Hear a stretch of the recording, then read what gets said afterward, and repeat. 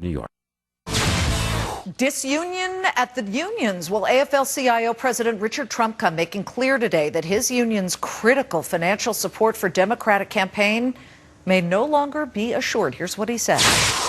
If leaders aren't blocking the wrecking ball and advancing working families' interest, then working people will not support them.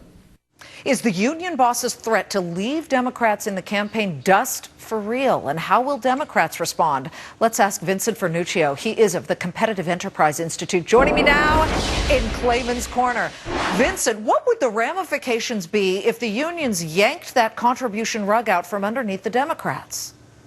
Oh, Liz, it would be a game changer. But listen, this is Trumka doing what Trumka does best, which is issuing threats and trying to intimidate people. Except this time, he's trying to intimidate his friends, politicians across the country, to get even more at the expense of business and taxpayers.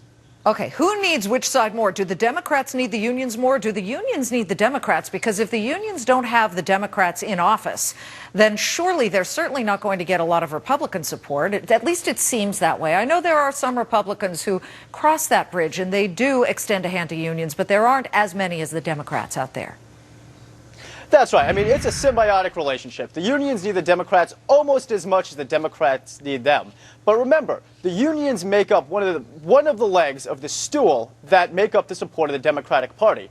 Last election cycle, AFSCME, which is an affiliate of Mr. Trumka's AFL-CIO, was the largest outside spender of any group to any political party, and they gave almost exclusively to Democrats.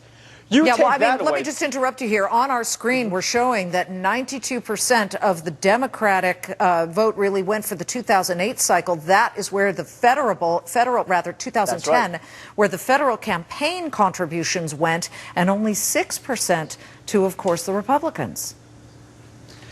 That's right. And between money and boots on the ground, if you take the union support away from the Democrats, their party is crippled.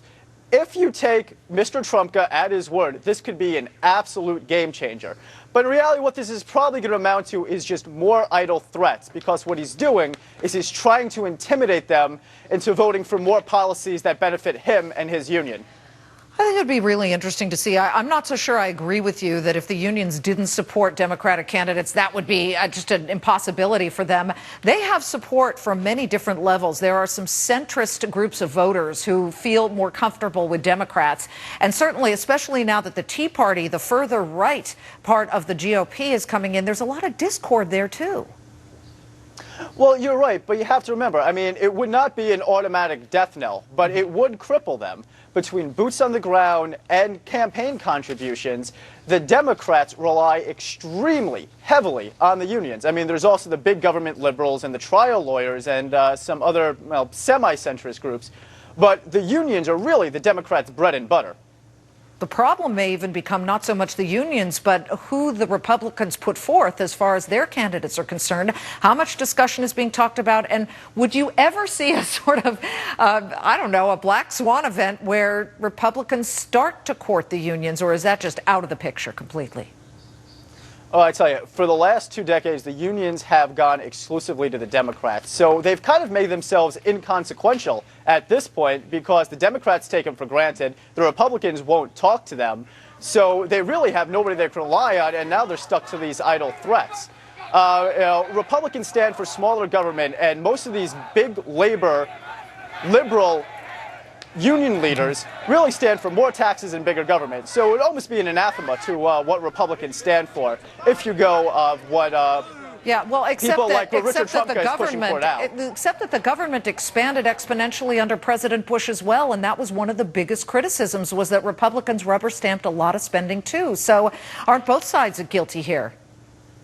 Listen, both sides are guilty. I'm not defending expansion of government. I mean, we should strive to allow the individual to succeed on their own merit, not like unions do, saying we need more and more and more from the government. And you're right, both sides are guilty. We'll be watching it so closely on this one. The silly season has begun anyway. It's already, way in advance of 2012. But Vincent, good to see you. Thank you very much. Vincent Vernuccio, hey, Liz, thanks for having me. Is of the Competitive Enterprise Institute. Cheryl, let me send it back.